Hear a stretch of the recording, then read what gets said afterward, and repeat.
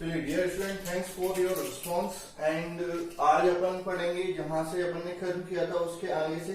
Last lecture में अपन ने discuss किया था कि आपका कोई भी बॉडी चार्ज कैसे होती है, यानी मेथड ऑफ चार्जिंग के बारे में अपन ने डिस्कस किया था। अब हम पढ़ेंगे कि भाई किसी बॉडी पे जो चार्ज है वो किस टाइप का चार्ज है, पॉजिटिव चार्ज है कि नेगेटिव चार्ज है, ये अपन को कैसे पता चलेगा। तो बच्चे बोलेंगे जी सर आपने बताया था कि repulsion is the permanent test of charge. हम रिपल्शन से बता सकते हैं कि उस पर कैसा चार्ज है। वो बात सही है, बिल्कुल हम रिपल्शन से बता सकते हैं, लेकिन रिपल्शन के लिए हमको एक बॉडी पर चार्ज होना, मतलब उस पर दूसरी बॉडी पर पता होना चाहिए कि किस टाइप का चार्ज है। तो इसके लिए अगर हमको डिटेक्ट करना है कि किस बॉडी पर कैसा चार्ज है, तो उसके लिए एक डिवाइस होती है जिसको अपन बोलते हैं गोल्ड लीफ इलेक्ट्रोस्कोप। ठीक है, क्या बोलते हैं? Gold leaf electroscope. सर ये क्या होता है? ये एक डिवाइस होती है जो आपके क्या करती है, चार्ज को डिटेक्ट करने का काम करती है। इसमें लिखना कुछ नहीं है, आपको समझना है कि ये कैसे वर्क करती है। ठीक है, इसमें एक बोतल होती है, कांच की बोतल होती है, आप ये मान लो। ठीक है, उसमें आपका क्या होता है, एक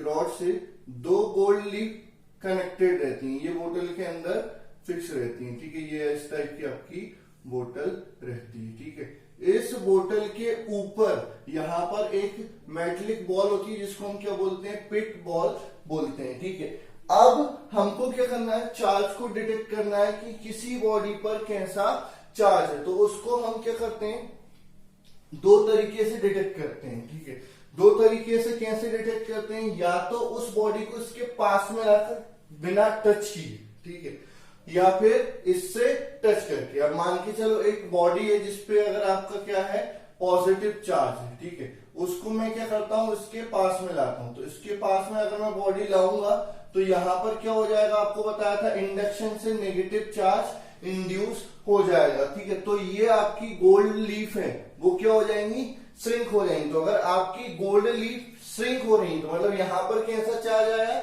नेगेटिव चार्ज आया, मतलब सामने वाली बॉडी पे क्या था, पॉजिटिव चार्ज था। तो आपको यहां से पता चलेगा कि गोल्ड लीफ अगर श्रिंक हो रही है तो यहां कौन सा चार्ज आया है, नेगेटिव। तो बॉडी पे कौन सा चार्ज था, पॉजिटिव था। अगर वहीं पर, अगर इस बॉडी पर क्या होता, नेगेटिव चार्ज होता, ठीक है, तो यहां पर क्या इंड्यूस होता, पॉजिटिव चार्ज होता। ठीक है, और ये आपकी गोल्ड लीफ श्रिंक होने की जगह क्या हो जाती, स्प्रेड हो जाती, दूर फैल जाती। ठीक है, तो अगर हम टच नहीं कर रहे और बॉडी को पास में लाने से आपका क्या हो रहा है कि गोल्ड लीफ श्रिंक हो रही, तो इस पे पॉजिटिव है। और अगर इसको पास में लाने पे अगर आपकी गोल्ड लीफ स्प्रेड हो रही है तो इस पे क्या है, नेगेटिव है। दूसरा मेथड है, मैंने बोला था इसको टच कर दो, तो टच करो तो इंडक्शन नहीं होगा, फिर क्या होगा, आपका कंडक्शन होगा। तो कंडक्शन में बॉडी पे जैसा चार्ज होता है वही का वही चार्ज क्या होता है, सामने वाली बॉडी पर ट्रांसफर हो जाता है। उस केस में क्या होगा, उस केस में ये होगा कि अगर आपका श्रिंक होगा तो आपका नेगेटिव चार्ज हो जाएगा, और स्प्रेड होगा तो आपका क्या हो जाएगा, पॉजिटिव चार्ज हो जाएगा। बॉडी को हमने यहां पर क्या किया, टच कर दिया, पॉजिटिव है तो यहां पर भी पॉजिटिव आएगा, ये क्या हो जाएंगी, स्प्रेड हो जाएंगी। और नेगेटिव होता तो यहां पर भी नेगेटिव आता और ये क्या हो जाती, श्रिंक हो जाती। तो इस तरह से हम क्या कर सकते हैं, किसी भी बॉडी पर कौन सा चार्ज है वो हम बता सकते हैं, किसकी हेल्प से, with the help of gold leaf electroscope. इसके बारे में ज्यादा नहीं पूछा जाता, बस इतना ही पूछा जाता है, तो आपको ये चीज ध्यान में रखनी है। ठीक है, इसके बाद हम आगे बढ़ते हैं और आपके इंपोर्टेंट टॉपिक पर आते हैं। ठीक है, अगला जो टॉपिक है वो आपका है इलेक्ट्रोस्टैटिक फोर्स। इलेक्ट्रोस्टैटिक फोर्स, ठीक है, किसकी बात कर रहे हैं बेटा, इलेक्ट्रोस्टैटिक फोर्स की बात कर रहे हैं। तो आपको पता होना चाहिए कि इलेक्ट्रोस्टैटिक फोर्स क्या होता है, इसका नेचर कैसा होता है, सारी चीजें अपन इसके बारे में डिस्कस कर लेते हैं, ठीक है। तो आपका क्या होता है, इलेक्ट्रोस्टैटिक फोर्स क्या होता है, the force acting between two और more than two stationary charge particle is known as electrostatic force. क्या होता है, दो या दो से ज्यादा चार्ज पार्टिकल के बीच में लगने वाला जो फोर्स होता है उसको हम क्या बोलते हैं, इलेक्ट्रोस्टैटिक फोर्स बोलते हैं, ठीक है। क्या होता है electrostatic force, the force acting between two और more than two stationary charge particle is known as electrostatic force, ठीक है। अब अपन बात करते हैं इसके कैरेक्टरिस्टिक के बारे में, यानी अपन बात कर रहे हैं कैरेक्टरिस्टिक ऑफ इलेक्ट्रोस्टैटिक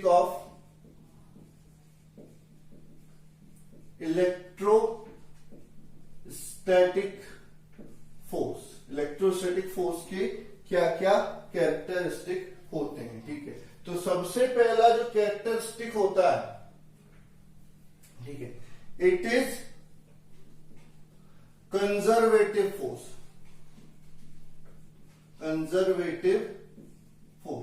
ये कैसा फोर्स होता है, कंजर्वेटिव फोर्स होता है। अब बच्चे पूछेंगे सर कंजर्वेटिव फोर्स मतलब क्या होता है।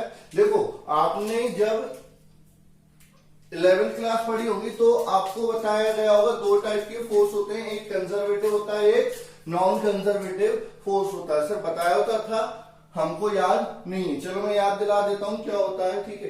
क्या होता है, कंजर्वेटिव फोर्स ऐसा फोर्स होता है जिसके कारण अगर हम किसी बॉडी को अगर मूव करते हैं, जिस फोर्स से हम मूव करते हैं, और जो वर्क डन होता है वो नेचर ऑफ पाथ पर डिपेंड नहीं करता, बल्कि किस पर डिपेंड करता है, आपका इनिशियल एंड फाइनल स्टेट पर, यानी पोजीशन पर डिपेंड करता है। उसको अपन क्या बोलते हैं, कंजर्वेटिव फोर्स बोलते हैं। तो इलेक्ट्रोस्टैटिक फोर्स क्या है, कंजर्वेटिव फोर्स है। मतलब अगर आप चार्ज पार्टिकल को ये पॉइंट ए से बी पर ले जा रहे हो, चाहे आप ऐसे ले जाओ, चाहे आप ऐसे ले जाओ, चाहे आप ऐसे ले जाओ, ये आपका ये फर्स्ट पार्ट के लिए W1, ये सेकंड पार्ट के लिए W2 और थर्ड पार्ट के लिए W3, ये आपके वर्क डन है। तो अगर ये कंजर्वेटिव फोर्स है तो यहां से क्लियर आपको पता चलेगा W1 किसके बराबर होता है, W2 के, और W2 किसके बराबर हो जाता है, W3 के बराबर हो जाता है। तो आपका जो इलेक्ट्रोस्टैटिक फोर्स होता है वो कैसा फोर्स होता है, कंजर्वेटिव फोर्स होता है, ठीक है। जबकि फ्रिक्शन क्या होता है, नॉन कंजर्वेटिव फोर्स होता है। अगर फ्रिक्शन की बात करें तो यहां पर वर्क डन अलग होगा, यहां पर वर्क डन अलग होगा, और यहां पर वर्क डन अलग होगा। तो हम फ्रिक्शन की बात नहीं कर रहे हैं, हम इलेक्ट्रोस्टैटिक फोर्स की बात कर रहे हैं। ऑब्जेक्टिव में फिल इन द ब्लैंक्स में भी ये पूछा जाता है, इलेक्ट्रोस्टैटिक फोर्स इज अ, ठीक है। तो क्या, कंजर्वेटिव फोर्स। इलेक्ट्रोस्टैटिक फोर्स कैसा होता है, कंजर्वेटिव फोर्स होता है, ठीक है। सेकंड अगर हम बात करते हैं, इट इज सेंट्रल फोर्स, ठीक है। ये कैसा होता है, सेंट्रल फोर्स होता है। सर सेंट्रल फोर्स होता है मतलब कि ये है कि इसकी जो डायरेक्शन होगी वो दोनों बॉडीज को जोड़ने वाली लाइन के अलोंग होगी। मतलब क्या हुआ कि जैसे मान के चलो ये आपका एक चार्ज बॉडी है Q1, एक ये चार्ज बॉडी है Q2, ठीक है। ये इस पर फोर्स लगा रही है, अब ये इस पर फोर्स लगा रही है। तो फोर्स कहां लगेगा सर, कहीं पर भी लग सकता है, इधर लग सकता है, नहीं, कहीं पर भी नहीं लगेगा, ठीक है। जो फोर्स की डायरेक्शन होगी दोनों चार्ज पार्टिकल को जोड़ने वाली लाइन के अलोंग ही होगी, ठीक है। यानी अगर मैं बात करूं, अगर ये लाइक चार्ज है, मतलब एक जैसे है, तो रिपल्शन होगा, और रिपल्शन में बॉडी किधर जाएगी, इधर ही जाएगी। और अपोजिट चार्ज होंगे तो फोर्स कहां लगेगा, इधर लगेगा। यानी लगेगा कहां पर, दोनों चार्ज को जोड़ने वाली लाइन के अलोंग ही लगेगा। इसलिए इसको अपन क्या बोलते हैं बेटा, सेंट्रल फोर्स बोलते हैं। तो it is a central force. इसके बाद थर्ड अपन बात करते हैं, it is a mutual force, ठीक। म्यूचुअल फोर्स क्या होता है, म्यूचुअल फोर्स सिंपल सी बात होती है। म्यूचुअल का मतलब होता है कि जितना मैं सामने वाले पे लगा रहा हूं, सामने वाला भी मेरे ऊपर उतना ही फोर्स लगाएगा। यानी आपका ये जो चार्ज पार्टिकल है ये Q1 ये Q2, तो जितना फोर्स ये इस पर लगाएगा उतना ही फोर्स ये इस पर लगाएगा, बस डायरेक्शन क्या होगी, अपोजिट हो जाएगी। इसलिए अपन इसको क्या बोलते हैं, म्यूचुअल फोर्स बोलते हैं। ठीक है, उसके बाद अगर हम फोर्थ प्रॉपर्टी की बात करते हैं, फोर्थ कैरेक्टरिस्टिक की बात करते हैं, तो ये क्या बोलता है, the force acting between two charge particle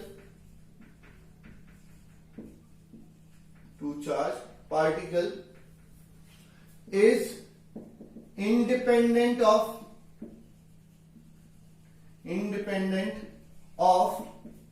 presence of other charge particle। इस स्टेटमेंट को आपको बहुत ध्यान से समझना पड़ेगा क्योंकि ये अपने आप में बहुत कंफ्यूजिंग स्टेटमेंट है। ठीक है, मैंने क्या बोला, यहां पर क्या बोला गया, the force acting between two charge particle is independent of presence of other charge particle. मतलब दो चार्ज पार्टिकल के बीच में लगने वाला शब्द सुनना, मैंने क्या बोला, दो चार्ज पार्टिकल के बीच में लगने वाला जो फोर्स होगा या बल होगा वो तीसरे चार्ज पार्टिकल पर डिपेंड नहीं करेगा। मतलब कि यहां पर अगर मैंने ये चार्ज रखा Q1, यहां पर क्या चार्ज रखा Q2, ठीक है, ये इस पर मान के चलो मैंने 2 न्यूटन का फोर्स लगा रहा है। कितने का लगा रहा है, 2 न्यूटन का फोर्स लगा रहा है। ठीक है, अब मैंने यहां पर एक और चार्ज रख दिया Q, ये भी इस पर क्या लगाएगा, फोर्स लगाएगा। ठीक है, ऐसा नहीं होगा कि ये इस पर फोर्स नहीं लगाएगा, फोर्स लगाएगा। तो नेट फोर्स मान चलो इसने भी क्या लगाया, 2 न्यूटन लगाया। ठीक है, 2 न्यूटन लगाया, वेक्टर से हमने निकाला, मान के चलो नेट फोर्स क्या हो जाएगा, 3 न्यूटन हो जाएगा। मान के चल रहे हैं, वो एंगल पर डिपेंड करेगा, आपको वेक्टर सॉल्व करना आना चाहिए। ठीक है, तो 3 न्यूटन हो गए। अभी आप बोलोगे सर आपने तो बोला था, क्या बोला था भैया मैंने, कि सर ये फोर्स चेंज नहीं होगा। मैंने सही बोला था, मैंने स्टेटमेंट क्या है मेरा, the force acting between two charge particle is independent of presence of other charge particle. मतलब कि जो दो चार्ज पार्टिकल के बीच में लगने वाला फोर्स है वो तीसरे चार्ज पार्टिकल पर डिपेंड नहीं करेगा। सर ये तो चेंज हो गया, आप बोल रहे हो ना 3 न्यूटन हो जाएगा, तो ये तो चेंज हो गया। नहीं, मैंने इस पर लगने वाले फोर्स का नहीं बोला, तो इन दोनों के बीच में लगने वाले फोर्स का बोला है। इन दोनों के बीच में तो अभी 2 ही न्यूटन लग रहा है, इस पे भले ही अलग लगेगा, इस पे भले ही अलग लगेगा, नेट फोर्स बदल जाएगा, लेकिन दोनों के बीच में लगने वाले फोर्स की वैल्यू चेंज नहीं होगी। और यही स्टेटमेंट क्या होता है, as a objective fill in the blanks के रूप में पूछा जाता है या ट्रू फॉल्स में पूछा जाता है। तो कई बच्चे इसको क्या कर देते हैं, फॉल्स कर देते हैं, जबकि ये ट्रू है। इन बिटवीन पर कोई इफेक्ट नहीं पड़ेगा। जैसे एक समझो, बात समझो, मैंने किसी मान के चलो ये है कि एक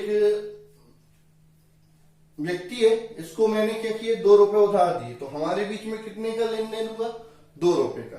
किसी ने इसको 5 रुपए पहले से देखे रखे थे, तो इस पर उधार कितने हो गए, 7 रुपए, लेकिन हम दोनों के बीच का लेन देन कितने का है, 2 रुपए का। तो the force acting between two charge particle independent of presence of other charge particle. तो इनके बीच में लगने वाले फोर्स की वैल्यू नहीं बदली, वो तो क्या लगेगा, 2 न्यूटन ही लगाएगा। ठीक है, हाँ, ओवरऑल फोर्स क्या हो जाएगा, वो कुछ और हो जाएगा, वो बदल जाएगा। तो ये आपका फोर्थ पॉइंट होता है। ठीक है, उसके बाद आपका क्या होता है, इलेक्ट्रोस्टैटिक फोर्स। इलेक्ट्रोस्टैटिक फोर्स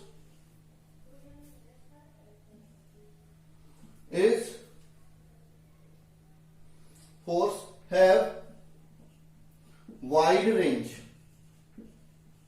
ठीक है, इलेक्ट्रोस्टैटिक फोर्स की जो रेंज होती है वो बहुत ज्यादा होती है। मतलब ऐसा नहीं है कि ये केवल न्यूक्लियस के अंदर लगेगा, केवल इतनी डिस्टेंस पर ही लगेगा, ये बहुत डिस्टेंस पे लगता है। इसकी जो रेंज होती है वो 10⁻⁻15 मीटर से 10⁻+18 मीटर और भी कहीं तक ज्यादा जा सकती है। तो मिनिमम जो रेंज है वो -15 मीटर है और मैक्सिमम 18 मीटर से 10⁻18 मीटर से ज्यादा भी हो सकती है। ठीक है, तो आपका ये इलेक्ट्रोस्टैटिक जो फोर्स होता है उसकी वाइड रेंज होती है। ठीक है, उसके बाद अपन बात करते हैं इट मे बी अट्रैक्टिव और रिपल्सिव। ठीक है, ये क्या होता है, अट्रैक्टिव भी हो सकता है, रिपल्सिव भी हो सकता है। आपको मैं पहले ही बता चुका हूं कि आपके अगर चार्ज पार्टिकल पे कैसा चार्ज है, एक जैसा चार्ज है, दोनों पे पॉजिटिव चार्ज है, तो उनमें क्या होगा, रिपल्शन होगा। वहीं पर अगर आपका चार्ज पार्टिकल पे क्या है, अपोजिट चार्ज है, मतलब एक पे पॉजिटिव है और एक पे नेगेटिव चार्ज है, तो उनमें क्या हो जाएगा, अट्रैक्शन हो जाएगा। तो इट मे बी अट्रैक्टिव और मे बी रिपल्सिव। ठीक है, उसके बाद आपका आ जाएगा it is strong force. It is strong force. ठीक है, आपका जो ग्रेविटेशनल फोर्स होता है वो क्या होता है, वीक होता है, जबकि ये जो होता है वो बहुत ज्यादा स्ट्रॉन्ग फोर्स होता है। ठीक है, अगला पॉइंट आपका लिखेंगे इट डिपेंड्स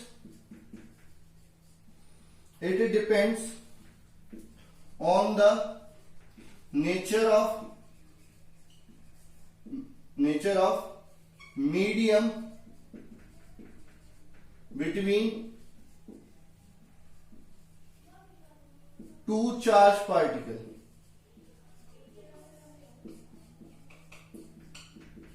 ठीक है, ये क्या करता है, चार्ज पार्टिकल के बीच में जो मीडियम है उसके नेचर पर भी डिपेंड करता है। यानी एयर में कुछ फोर्स कुछ और लगेगा, पानी में कुछ फोर्स, मतलब फोर्स की वैल्यू कुछ और हो जाएगी। तो ये सब आपके क्या हो जाते हैं, कैरेक्टरिस्टिक हो जाते हैं किसके, इलेक्ट्रोस्टैटिक फोर्स के। ठीक है, आपको क्लियर है, ये इतने सारे कैरेक्टरिस्टिक हैं जो आपको याद रखने इलेक्ट्रोस्टैटिक फोर्स के। इनमें से कोई सा भी ऑब्जेक्टिव में पूछा जा सकता है। ये छोटी छोटी बातें हैं, ये जनरली कई लोग पढ़ाते भी नहीं होंगे, डायरेक्ट आपको कूलम्ब फ्लो बताते हैं, वहां पर डायरेक्ट आपको ये एक्सप्लेन कर दिए जाते हैं। लेकिन आपको पहले ये बता दिए जिससे कि आपको ये सारे पॉइंट क्लियर रहेंगे, न्यूमेरिकल सॉल्व करने में भी इजी होंगे। तो पहला पॉइंट क्या था, it is conservative force. Conservative force मतलब कि इसके कारण जो वर्क डन होगा वो नेचर ऑफ पाथ पर डिपेंड नहीं करेगा। अगर आपकी इनिशियल और फाइनल पोजीशन क्या है, सेम है, वर्क डन भी क्या होगा, सेम होगा। ठीक है, उसके बाद क्या करते हैं, it is a central force. Central force मतलब इसकी जो डायरेक्शन होगी वो दोनों चार्ज पार्टिकल को जोड़ने वाली लाइन के अलोंग होगी। फिर थर्ड पॉइंट आता है, it is a mutual force. Mutual force का मतलब क्या है कि दोनों चार्ज पार्टिकल एक दूसरे पर इक्वल एंड अपोजिट फोर्स लगाते हैं। फिर अपन बात करते हैं, अगला पॉइंट जो आता है वो क्या बोल रहा है, the force acting between two charge particle is independent of presence of other charge particle. दो के बीच में लगने वाला फोर्स जो होता है वो तीसरे पर डिपेंड नहीं करता। हाँ, किसी एक पर जो नेट फोर्स लग रहा है वो बदल जाएगा, लेकिन दो चार्ज पार्टिकल के बीच में जो लगने वाला फोर्स है वो तीसरे पार्टिकल के प्रेजेंस पर डिपेंड नहीं करता। इसकी जो रेंज होती है वो वाइड रेंज होती है, 10⁻−15 से 10⁻18 तक होती है। ठीक है, मतलब ये कम से कम डिस्टेंस से ज्यादा डिस्टेंस तक भी वर्क करता है। इससे कम पर अगर आप जाते हो तो वो न्यूक्लियर फोर्स हो जाता है, फिर वहां पर इलेक्ट्रोस्टैटिक फोर्स इतना ज्यादा इफेक्टिव नहीं होता। लेकिन इतने से इतनी रेंज में आपका ये फोर्स लगता है। ठीक है, इट मे बी अट्रैक्टिव और मे बी रिपल्सिव। ये अट्रैक्टिव भी हो सकता है, रिपल्सिव भी हो सकता है। कब अट्रैक्टिव होता है, अपोजिट चार्ज होंगे तो अट्रैक्टिव होगा, लाइक चार्ज होंगे तो रिपल्सिव होगा। ठीक है, it is a strong force, gravitational force के कंपैरिजन में बहुत स्ट्रॉन्ग होता है। ठीक है, it depends on the nature of medium between two charge particle. Medium बदल दोगे, फोर्स भी बदल जाएगा। तो इन पॉइंटों के बेसिस पे हम ये बता सकते हैं कि ये किस तरह से ग्रेविटेशनल फोर्स से डिफरेंस होता है। ठीक है, तो आपका किस तरह से ग्रेविटेशनल फोर्स से डिफरेंस होता है, वो हमेशा अट्रैक्टिव होता है, ये अट्रैक्टिव और रिपल्सिव दोनों हो सकता है। दूसरा आपका क्या होता है, उसमें आपका क्या होता है, जो फोर्स की जो वैल्यू होती है वो किस पर, नेचर ऑफ मीडियम पर डिपेंड नहीं करती, ये नेचर ऑफ मीडियम पर डिपेंड करती है। वो कैसा होता है, वीक होता है, ये कैसा होता है, स्ट्रॉन्ग होता है। तो इस तरह से ये ग्रेविटेशनल फोर्स से डिफरेंट होता है। तो आपसे क्या हो सकता है, क्वेश्चन ऐसा पूछा जा सकता है, right the difference between electrostatic force and gravitational force. ठीक है, तो वो भी आप इजीली लिख सकते हैं। ठीक है, अब हम डिस्कस करते हैं जो इंपॉर्टेंट टॉपिक है इस चैप्टर का, जो मोस्ट ऑफ दी पूछा ही जाता है, कूलम्स लॉ। इसको बहुत अच्छे से आप पढ़ेंगे, अगर कोई डाउट होगा तो भी आप मेरे से डिस्कस करेंगे। ठीक है, डिस्कस कैसे करेंगे, आप व्हाट्सएप पे कर सकते हैं, कॉल कर सकते हैं, कमेंट कर सकते हैं कि आपको क्या समझ में नहीं आया, उस चीज को मैं दोबारा से आपके लिए एक्सप्लेन कर दूंगा। ठीक है, तो कूलम्स लॉ, कूलम्स लॉ क्या बोलता है। ठीक है, अभी अपन ने डिस्कस किया था कि इलेक्ट्रोस्टैटिक फोर्स होता है क्या, उसकी क्या क्या कैरेक्टरिस्टिक यानी क्या प्रॉपर्टी होती है। अभी तक अपन ने ये डिस्कस नहीं किया कि दो चार्ज पार्टिकल के बीच में कितना फोर्स लगेगा, मतलब वो जो वैल्यू होती है वो हमने नहीं निकाली, तो उसके लिए जो होता है कूलम्स लॉ होता है। जो कूलम्स लॉ होता है उसमें ज्यादा आपको दिमाग लगाने की जरूरत नहीं है। अगर आपने 11th क्लास में न्यूटन्स लॉ ऑफ ग्रेविटेशन पढ़ा है तो आप इजिली बता सकते हैं। तो कई बोले सर पढ़ा तो था भूल गए, याद दिला देता हूं। According to Newton's gravitation law, the force acting between two bodies is directly proportional to product of their masses and inversely proportional to square of their distance। यानी दो बॉडीज हैं, उनके बीच में जो लगने वाला फोर्स होता है वो दोनों बॉडीज के मास के प्रोडक्ट के डायरेक्टली प्रोपोर्शनल होता है और डिस्टेंस के स्क्वायर के इनवर्सली प्रोपोर्शनल होता है। सिमिलरली यहां पर होता है। ठीक है, आप चाहो तो नोट डाउन कर सकते हो, according to Coulomb's law, according to Coulomb's law the force acting between two charge particle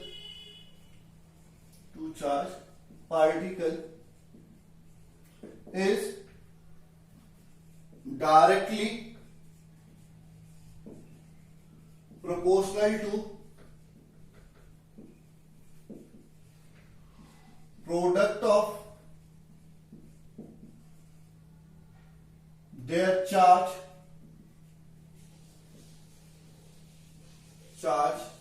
and inversely proportional to square of distance between them।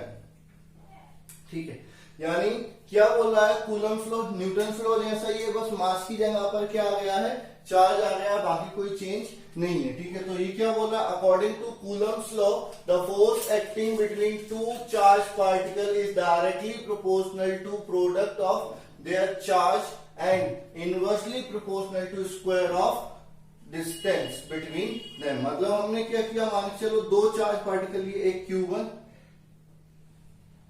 एक Q2, मतलब इसका जो चार्ज की वैल्यू है वो Q1 है, इसकी जो चार्ज की वैल्यू है वो क्या है, Q2 है, और इनके बीच की जो डिस्टेंस है वो कितनी है, R। ठीक है, अब इनके बीच में लगने वाला फोर्स या इनमें से किसी भी एक चार्ज पार्टिकल पे लगने वाला जो फोर्स होगा F, वो डायरेक्टली प्रोपोर्शनल हो जाएगा किसके, प्रोडक्ट ऑफ चार्ज के।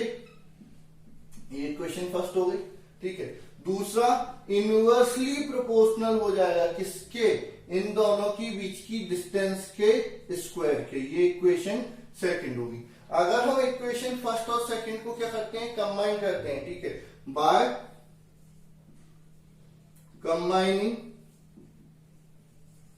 इक्वेशन फर्स्ट एंड सेकंड, तो आपका क्या हो जाएगा, F प्रोपोर्शनल हो जाएगा Q1 Q2 upon R square के, ठीक है। F प्रोपोर्शनल हो जाएगा किसके, Q1 Q2 upon R square के। अब जब भी प्रोपोर्शनलिटी का साइन हटता है तो यहां पर क्या आता है, कांस्टेंट आता है, ठीक है। ये आपका प्रोपोर्शनलिटी कांस्टेंट हो जाएगा। तो F बराबर के, स्मॉल के लिखा है, कैपिटल के नहीं लिखा है। कैपिटल के क्या होता है, डाइलेक्ट्रिक कांस्टेंट होता है, वो अपन बाद में डिस्कस करेंगे। अभी पहले स्मॉल के की बात कर लेते हैं। तो F बराबर के Q1 Q2 अपॉन R, ठीक है। अच्छा, वेयर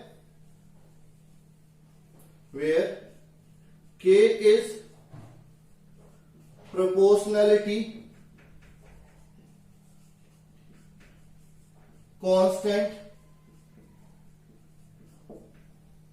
ठीक, कि क्या है, प्रोपोर्शनलिटी कांस्टेंट। तो सर हर जगह प्रोपोर्शनलिटी कांस्टेंट आता है, बिल्कुल सही बात है। अलग अलग जगह अलग अलग प्रोपोर्शनलिटी कांस्टेंट आता है। जैसे ग्रेविटेशन में आया था क्या, कैपिटल जी, यहाँ पर क्या है, स्मॉल के है। हाँ सर, कैपिटल जी की वैल्यू तो हमको पता है 6.67 इंटू 10⁻11 न्यूटन मीटर स्क्वायर पर केजी स्क्वायर होती थी। इसकी क्या वैल्यू थी, एक्चुअल में जो इसकी जो वैल्यू होती है वो मीडियम टू मीडियम क्या करती है, वेरी करती है, ठीक है। हम एयर के लिए इसकी वैल्यू या वैक्यूम के लिए जो इसकी वैल्यू होती है वो अपन लिख लेते हैं के, वेयर के बराबर आपका क्या होता है, 1/4 पाई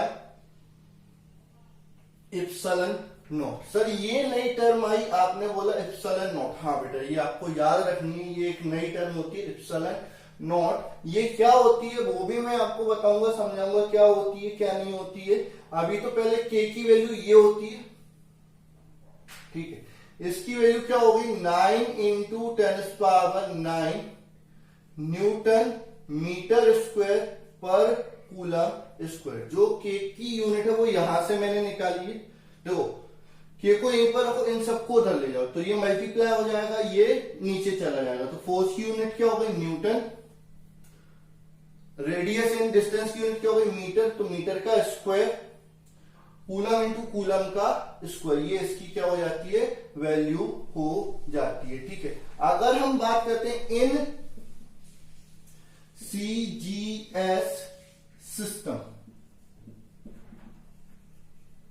ठीक है, सीजीएस सिस्टम, सीजीएस पद्धति में बात करते हैं, मतलब आपका अगर चार्ज की सीजीएस यूनिट क्या होती है, स्टेट कूलम, मतलब चार्ज स्टेट कूलम में दिया है, डिस्टेंस सेंटीमीटर में दिया है, तो जो के की वैल्यू है आपको ये नहीं लिखनी पड़ेगी, आप डायरेक्ट के की वैल्यू याद कर सकते हैं। तो in CGS system K is equal to 1/4 pi epsilon not is equal to 1 dyne centimetre square upon E.S.U का square, electrostatic unit. CGS system में आपकी के की वैल्यू क्या हो जाएगी ये, और ये भी किसके लिए है, एयर के लिए होती है, ठीक है। डायमेंशनल फॉर्मूला ऑफ के, डायमेंशनल फॉर्मूला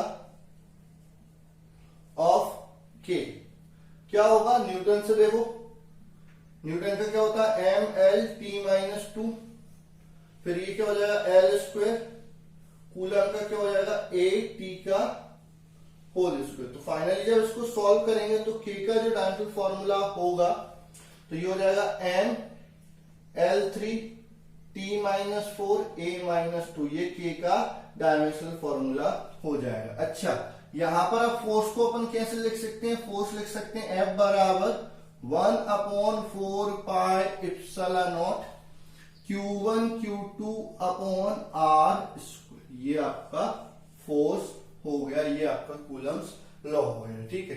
अभी कुछ बच्चे बोलेंगे सर आप बताने वाले थे ये एप्सिलॉन नॉट क्या है, ठीक है, तो इसको अलग से आप लिख लो, अलग से इसको याद भी कर लेना, ठीक है।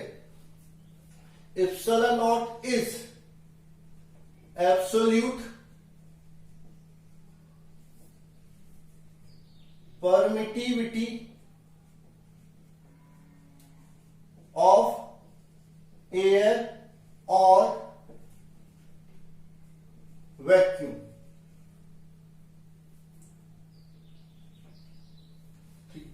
कुछ बच्चे बोलेंगे सर आपने वैक्यूम की स्पेलिंग गलत लिखी है, VACCUM होता नहीं, VACWME होता है। वैक्यूम की स्पेलिंग बिल्कुल मैंने सही लिखी है, बुक थोड़ा सा देख लेना तो आपको अच्छे से मिल जाएगी। हाँ, ये आपकी जो एप्सिलॉन नॉट क्या होती है, एब्सोल्यूट परमिटिविटी होती है। किसकी? एयर और वैक्यूम की। सर एब्सोल्यूट परमिटिविटी मतलब कि किसी मीडियम से कितनी इलेक्ट्रिक फील्ड लाइन पास हो सकती है, उसका रेजिस्टेंस का मेजर। मतलब आपकी एब्सोल्यूट परमिटिविटी जितनी ज्यादा होगी उतनी इलेक्ट्रिक फील्ड लाइन कम पास होंगी। तो ये आपका मीडियम का क्या बताता है, मेजर बताता है कि उसमें से कितनी इलेक्ट्रिक फील्ड लाइन पास हो सकती है, कितनी इलेक्ट्रिक फील्ड लाइन पास नहीं हो सकती। ये आपकी एब्सोल्यूट परमिटिविटी होती है। तो सर केवल एयर के लिए नहीं, अलग अलग मीडियम के लिए अलग अलग होती है। मैंने एप्सिलॉन नॉट बताया, नॉट लगा दिया मतलब ये एयर और वैक्यूम के लिए होगा। अगर ये नॉट नहीं लगाता है तो किसी भी मीडियम के लिए हो जाती है, और मीडियम के लिए जो वैल्यू होती है वो अलग अलग होती है। तो सर इसके लिए वैल्यू क्या होगी, यहां से निकालो, कोई दिक्कत नहीं। तो एप्सिलॉन नॉट बराबर क्या हो जाएगा, ये नीचे जाएगा और ये ऊपर चला जाएगा। तो ये हो जाएगा 1/4 pi into 9 into 10⁹9 coulomb square upon newton metre square. ठीक है, यूनिट पलट जाएगी, नीचे आएगा तो यूनिट क्या हो जाएगी, पलट जाएगी। इसको अपन ऐसे भी लिख सकते हैं, एप्सिलॉन नॉट बराबर 1/36 पाई इंटू 10⁹9 कूलम स्क्वायर पर न्यूटन मीटर स्क्वायर। इसकी एग्जैक्ट वैल्यू जो होती है, मतलब जो सॉल्व करने के बाद आती है, वो भी आपको याद रखनी है, क्योंकि डायरेक्ट बोर्ड एग्जामिनेशन में आपका एज इट इज पूछ ली जाती है। तो ये होती है 8.854, कई बार 8.8 आ जाती है, कई बार 8.85 तक आ जाती है, into 10⁻⁻12 coulomb square upon newton metre square. अच्छा, इसकी एक और यूनिट होती है फैराड पर मीटर। ये फैराडे नहीं है, ये फैराड है, कैपेसिटेंस में से आती है। तो ये भी आपको यूनिट याद रखनी है, या तो कूलम स्क्वायर पर न्यूटन मीटर स्क्वायर या फिर फैराड पर मीटर होती है। ये इक्विवेलेंट यूनिट है, वैल्यू क्या रहेगी इनमें, सेम रहेगी। ठीक है, तो एप्सिलॉन नॉट की वैल्यू है। सर सीजीएस सिस्टम में इसकी वैल्यू क्या होगी, यहां से निकाल, इन CGS system, in CGS system epsilon not बराबर कितना हो जाएगा भाई, एप्सिलॉन नॉट इधर जाएगा, 1 इधर जाएगा, तो 1/4 पाई। ठीक है, एप्सिलॉन नॉट की वैल्यू सीजीएस सिस्टम में क्या हो जाएगी, 1/4 पाई हो जाएगी। कूलम्स लॉ यहां पर खत्म हो गया था, ये वैल्यू आपको अलग से याद करनी। हाँ, यूनिट क्या हो जाएगी, ESU का स्क्वायर, इलेक्ट्रोस्टैटिक यूनिट का स्क्वायर अपॉन डाइन सेंटीमीटर का स्क्वायर, ये इसकी यूनिट हो जाएगी। ठीक है, अब बात करते हैं डायमेंशनल फॉर्मूले की। ये भी आपको याद होना चाहिए। ये कई बार अकेले बोर्ड एग्जामिनेशन में, कई बार नीट, जेई, IEEE, आपका क्या बोलते हैं जो VIT, ठीक है, आपका विट्स प्लानिंग, कई एग्जामों में ये पूछा गया है। तो इसका डायमेंशनल फॉर्मूला आपको याद होना चाहिए। तो डायमेंशनल फॉर्मूला क्या हो जाएगा, जो के का डायमेंशनल फॉर्मूला है उसका रेसिप्रोकल, क्योंकि यूनिट क्या है, जस्ट अपोजिट टू के है। तो इसका जो डायमेंशनल फॉर्मूला होगा M-1 L-3 T4A2, ये इसका क्या हो जाएगा, डायमेंशनल फॉर्मूला हो जाएगा। तो ये आपका कूलम्स लॉ हो गया, एब्सोल्यूट परमिटिविटी हो गई। अच्छा, ये जो फोर्स मैंने बताया वो दो चार्ज पार्टिकल के बीच में कहां पर बताया, एयर और वैक्यूम में। अगर कोई मीडियम नहीं दिया, ठीक है, एयर और वैक्यूम अकेला दिया है, तो आपका ये फॉर्मूला लगेगा और ये वैल्यू रख के हम डायरेक्ट सॉल्व कर सकते हैं। लेकिन अगर आपको मीडियम दिया है तो फिर इस फॉर्मूले से काम नहीं चलेगा। उसके लिए मैं आपको एक अलग से फॉर्मूला लिख के बता रहा हूं। फॉर अनदर मीडियम, ठीक है, तो F बराबर क्या हो जाएगा, कुछ नहीं, 1/4 पाई एप्सिलॉन, एप्सिलॉन नॉट नहीं लगाना, एप्सिलॉन नॉट एब्सोल्यूट परमिटिविटी होती है एयर और वैक्यूम की, और एप्सिलॉन एब्सोल्यूट परमिटिविटी होती है किसकी, मीडियम की, Q1 Q2 upon R square, where epsilon is absolute permittivity of medium, ठीक है। और इसकी जो वैल्यू होती है एप्सिलॉन बराबर होता है एप्सिलॉन नॉट इनटू कैपिटल के, ठीक है।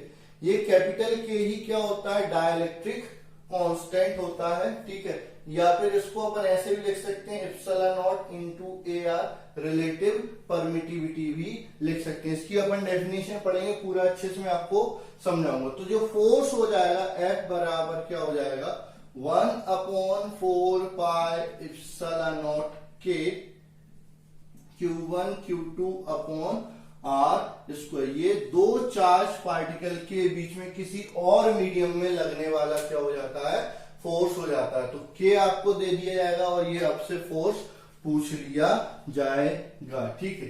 ये हो गया आपका कूलम्स लॉ। कूलम्स लॉ पर बहुत सारे वैरायटी ऑफ क्वेश्चन बनते हैं, इनकी प्रैक्टिस आपको करनी पड़ेगी, ठीक है। अलग अलग टाइप के सिंपल से लेके काफी टफ क्वेश्चन तक आपके इस पर बनते हैं, ठीक है। तो पहले हम डिस्कस करते हैं, सिंपल क्वेश्चन से स्टार्ट करते हैं, थोड़ा क्वेश्चन कर लेते हैं, बाकी अपन कोशिश करेंगे कि ज्यादा से ज्यादा क्वेश्चन यहाँ पर कर पाए, ठीक है, जितने भी संभव है। बाकी कुछ आप खुद से भी करें, फॉर्मूला बेस लगा के थोड़ा दिमाग लगाइए, वही फिजिक्स है, आसान थोड़ी है, ऐसी काम थोड़ी चलेगा।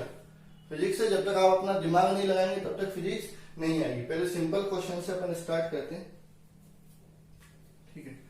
क्वेश्चन है, if 3 microcoulomb charge placed at a distance of 2 centimeter from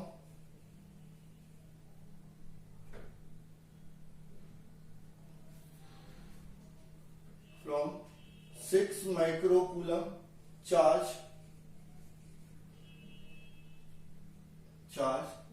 then determine force acting on it। Simple सा क्वेश्चन क्या दिया है कि अगर मैं 3 माइक्रोकूलम चार्ज को 2 सेंटीमीटर दूर रखता हूं किससे, 6 माइक्रोकूलम चार्ज से, तो उस पर कितना फोर्स लगेगा, ठीक है।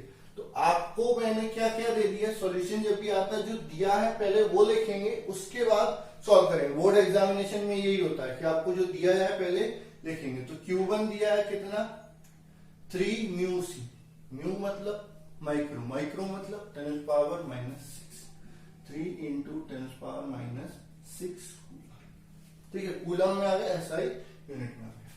Q2 सर 6 माइक्रोकूलम, 6 माइक्रोकूलम मतलब 6 इंटू 10⁻⁻6 कूलम, ठीक है। डिस्टेंस R दिया है 2 सेंटीमीटर, ये ऐसा यूनिट में है तो ये सीजीएस में क्यों, इसको भी SI में कन्वर्ट करो, 2 इंटू 10⁻⁻2 मीटर। कन्वर्जन आना चाहिए, जिसको नहीं आता वो सीख लेना, नहीं तो बेटा जीवन खराब है तुम्हारा, ये मान लेना, ठीक है। तो ये आपका डिस्टेंस होता है। क्या पूछे, फोर्स। सर मीडियम नहीं दिया, एयर वैक्यूम कुछ नहीं दिया, कुछ नहीं दिया मतलब एयर में पूछा, कुछ नहीं दिया तो किस में पूछा गया, एयर में पूछा गया है, ठीक है। तो आपका F पूछा गया बाय कूलम्स लॉ, ठीक है। F बराबर क्या हो जाएगा, 1/4 pi epsilon not Q1 Q2 upon R, ठीक है। F बराबर 9 into 10⁻⁹, into 3 into 10 power minus 6 into 6 into 10 power minus 6 upon 2 into 10 power minus 2 का होल स्क्वायर। इसको और सॉल्व कर लेते हैं तो f बराबर 7×8 = 162 into 10 power minus 3 upon 4 into 10 power minus 4। ये ऊपर जाएगा तो f बराबर 162, एक जीरो ज्यादा होगी 0 डिवाइडेड बाय 4, तो f बराबर 4 से को 16 और 4 पंचे 20, 45 न्यूटन। अरे भैया ध्यान देना, 45 नहीं ये 405 है। क्यों? ये 4 फिर 2 आएगा, 2 में नहीं जाएगा तो 0, फिर क्या होगा 20, तो फिर होगा 5, तो 405 न्यूटन हो जाएगा। तो ऐसी गलती बच्चे अक्सर करते हैं, लेकिन आपको नहीं करनी, क्योंकि अगर ऐसी गलतियां करेंगे तो हमारे जो नंबर अच्छे वाले आने चाहिए थे वो घट के 0 हो जाएंगे। ठीक है, तो ये एक सिंपल सा क्वेश्चन ये था। ठीक, अब जरूरी नहीं है कि आपसे क्या केवल फोर्स पूछा जाए, मैं इसमें कुछ भी पूछ सकता हूं। ठीक है, कुछ भी पूछ सकता हूं, थोड़ा सा लेवल में बढ़ाता हूं क्वेश्चन। आप चाहो तो लिख सकते हो, मैं इसी क्वेश्चन में लेवल बढ़ा रहा हूं। On it at what distance should they placed in water so that they experience same force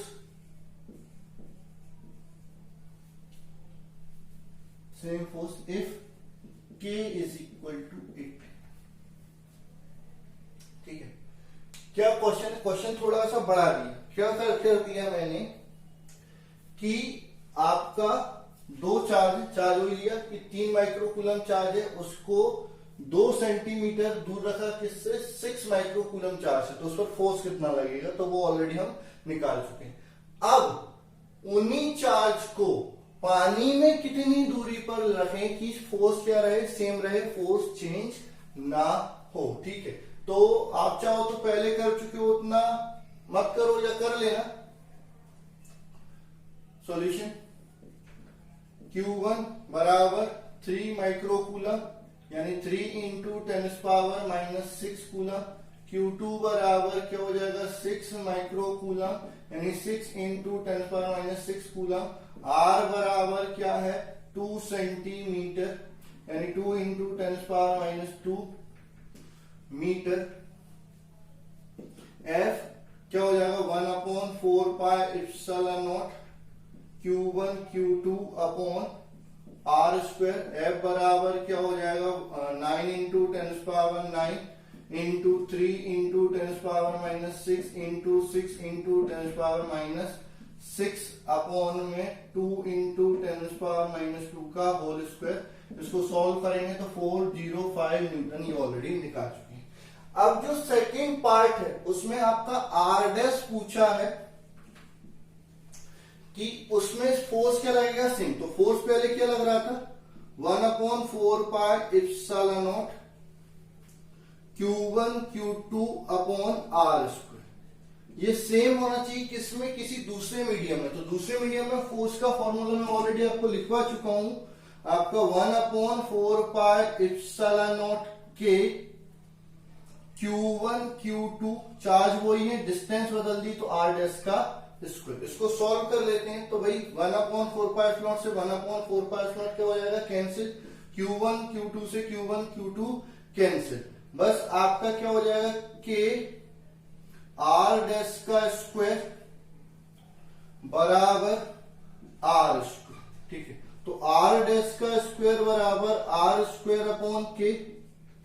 तो R डैश बराबर R अपॉन रूट के। ये आपको एक फॉर्मूले के तौर पे याद रखना है। किसी मीडियम में डिस्टेंस जितना फोर्स एयर में लगे या एयर में डिस्टेंस जितना फोर्स मीडियम में लगे, तो आर बराबर आर डैश रूट के, या ये एयर में डिस्टेंस निकालेंगे मीडियम के डिस्टेंस से, और ये मीडियम में डिस्टेंस निकालेंगे एयर के डिस्टेंस से। ये अपने आप में एक फॉर्मूला हो गया जो कई न्यूमेरिकल में क्या आएगा, काम आएगा। तो ये अपने आप को आपको क्या रखना पड़ेगा, याद रखना पड़ेगा। और यहां पर आपको क्या रखना है, बस वैल्यू रखना है इस वाले में। तो आर डैश बराबर कितना था, आर कितना था 2, के कितना था रूट 81 सेंटीमीटर। तो आर डैश बराबर क्या हो जाएगा 2/9 सेंटीमीटर। यानी आर डैश बराबर अगर मैं इसको सॉल्व करूं तो 0.222 सेंटीमीटर चलता जाएगा।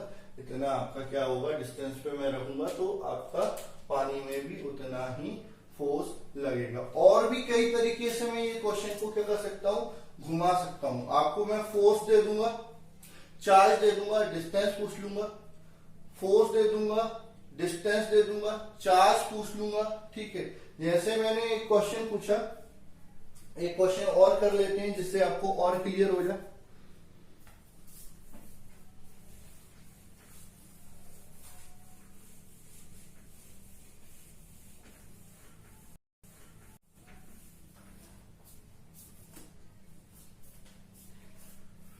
At what distance, question है, at what distance two proton should be placed so that they experience a force of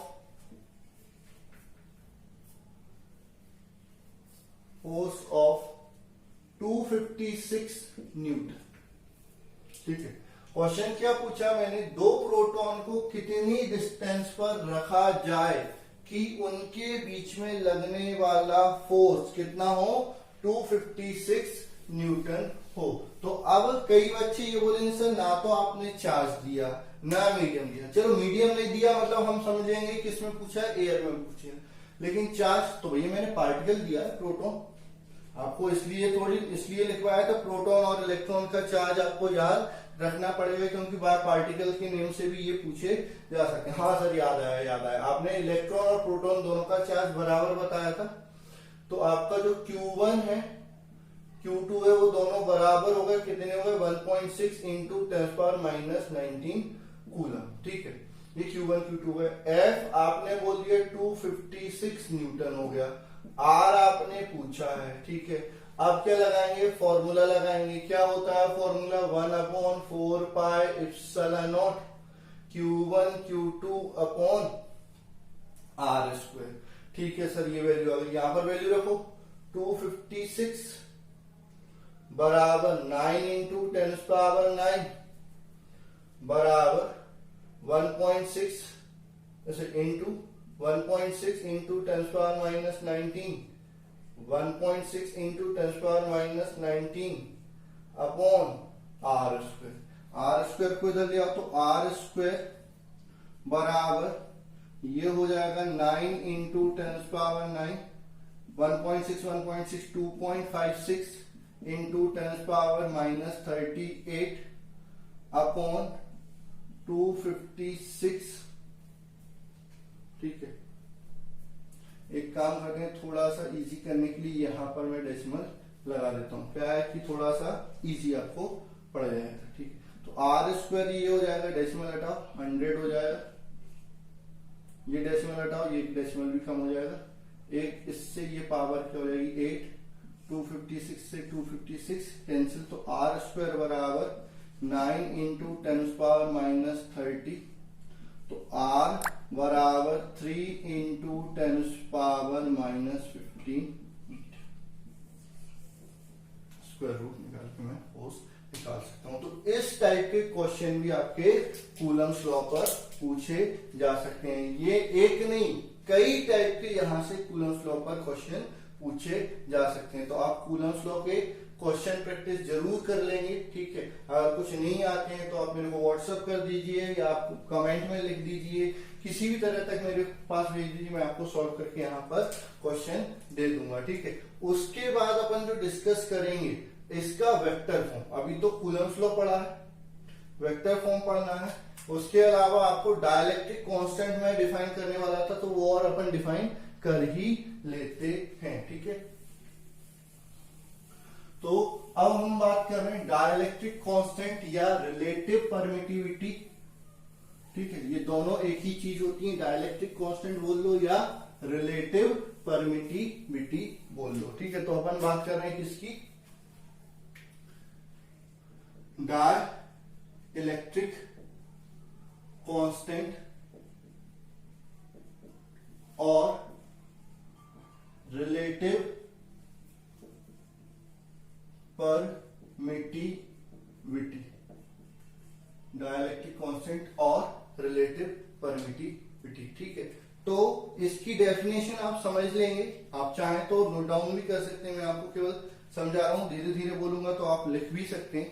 dielectric constant क्या होता है, the ratio of force acting between two charge particle in a air with respect to force acting between same charge particle in a medium is known as dielectric constant of that medium, ठीक है। दोबारा से बोल रहा हूं, ध्यान से सुनेंगे।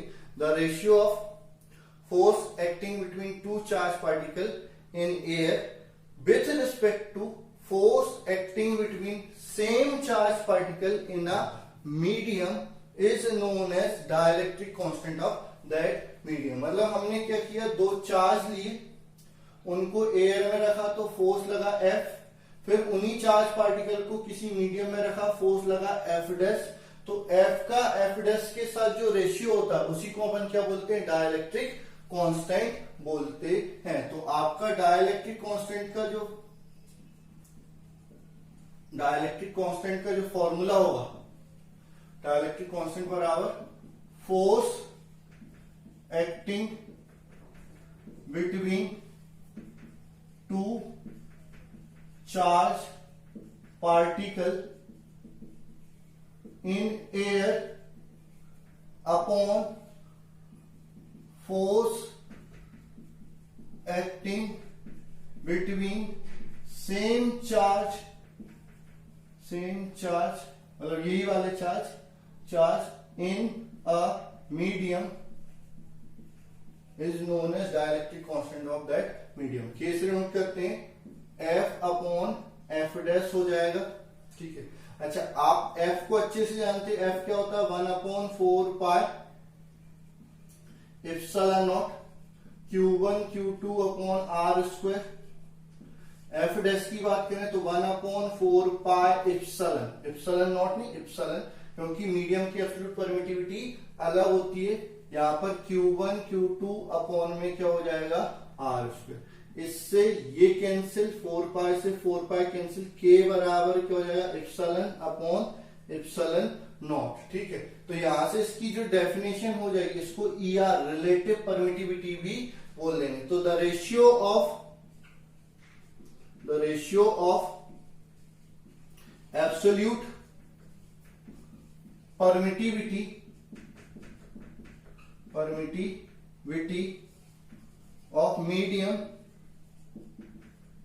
of medium with respect to absolute permittivity of air or vacuum is known as dielectric constant or relative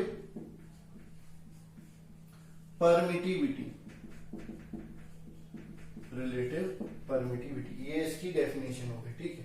अच्छा, अब इसकी यूनिट की बात करते हैं, तो देखो इसकी भी न्यूटन, इसकी भी न्यूटन, न्यूटन से न्यूटन कैंसिल, तो इट इज यूनिटलेस एंड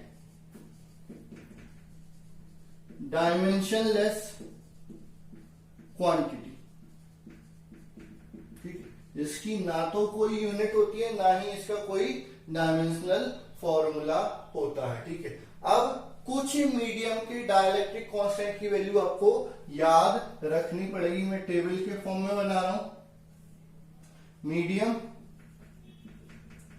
और ये के, सबसे पहले एयर 1 होती है, 1 से थोड़ी सी ज्यादा होती है 1.003, तो अप्रोक्सीमेटली 1 ले लेते हैं, ठीक है। दूसरा वाटर 80, अप्रोक्सीमेट 80, अभी आपको 81 दिया था, तो ऑप्शन के अकॉर्डिंग ऑब्जेक्टिव में अगर आता है तो 80 के आसपास जो वैल्यू होगी वो अपन ले लेंगे। अगर ऑब्जेक्टिव में कुछ नहीं दिया है तो आपको 80 रखनी पड़ेगी। सर पानी के आप वेरिएबल क्यों बोल रहे हो? क्योंकि पानी अलग अलग टाइप का हो सकता है, कहीं पर सॉल्टी वाटर होता है, कहीं पर सॉल्ट कम होता है, तो डाइलेक्ट्रिक कांस्टेंट की वैल्यू थोड़ी सी वेरी करती है, इसलिए मैंने अप्रोक्सीमेटली कितनी बताइए, 80 बताइए, ठीक है। उसके बाद मेटल या कंडक्टर, मेटल और कंडक्टर की जो डाइलेक्ट्रिक कांस्टेंट की जो वैल्यू होती है वो आपकी होती है कितनी, इन्फिनिटी। ये सबसे इंपॉर्टेंट है जो आपको याद रखनी है, डायरेक्ट आपके एग्जामिनेशन में पूछी जा सकती है। एब्सोल्यूट परमिटिविटी की तो पूछी जा सकती है, डाइलेक्ट्रिक कांस्टेंट की भी आपकी वैल्यू पूछी जा सकती है, इसकी कोई यूनिट नहीं होती, कोई डायमेंशनल फॉर्मूला नहीं होता है, ठीक है। तो ये हो गया आपका डाइलेक्ट्रिक कांस्टेंट और कूलम्ब्स लॉ। जितना मैंने आज पढ़ाया है आपको बहुत अच्छे से याद रखना है, क्योंकि Coulomb's law most most most IMP topic है आपका इस चैप्टर का, डायरेक्ट बोर्ड एग्जामिनेशन में पूछा जाता है। साथ ही साथ उस पर कॉम्पिटिटिव एग्जाम में इतने सारे न्यूमेरिकल बन सकते हैं जिसकी कोई लिमिट नहीं है, वो आपके लिए एसेंशियल टॉपिक है, आपको वो पढ़ना ही पड़ेगा। कल मैं आपको इस पर और उस पर कुछ क्वेश्चन और करवाऊंगा, तो थोड़ा सा आप ध्यान से ये टॉपिक अच्छे से पढ़ लेना, क्योंकि अगर नहीं पढ़ोगे तो बेटा आगे का समझ में नहीं आएगा। आगे के सारे लेक्चर बाउंसर जाने वाले हैं, तो ये सारे टॉपिक अगर आप अच्छे से पढ़ोगे तो बहुत इजीली आपको फिजिक्स हो जाएगा, और प्रैक्टिस के बिना फिजिक्स नहीं होता। इजी सब्जेक्ट नहीं है, टफ पड़ता है, मोस्ट ऑफ द बच्चे परेशान रहते हैं, तो परेशान होने की वैसे कोई जरूरत है नहीं, क्योंकि अगर हम प्रैक्टिस करेंगे तो काहे की परेशानी, कोई परेशानी नहीं, ठीक है। आप ज्यादा से ज्यादा पढ़िए, ज्यादा से ज्यादा समझिए, कुछ नहीं आता पूछिए, अच्छा लगता है तो कमेंट कीजिए, लाइक जरूर कीजिए और शेयर जरूर कीजिए, क्योंकि जितना फायदा आप ले रहे हैं चुपके चुपके अपने दोस्तों को भी देना है, क्योंकि जब तक उनको समझ नहीं आएगा, वो भी आपके साथ नहीं पढ़ेंगे, तब तक हेल्दी कंपटीशन नहीं हो पाएगा, और कंपटीशन नहीं होगा तो आपका ग्रोथ भी नहीं होगी। तो आप ज्यादा से ज्यादा इस वीडियो को शेयर भी कीजिए, ठीक।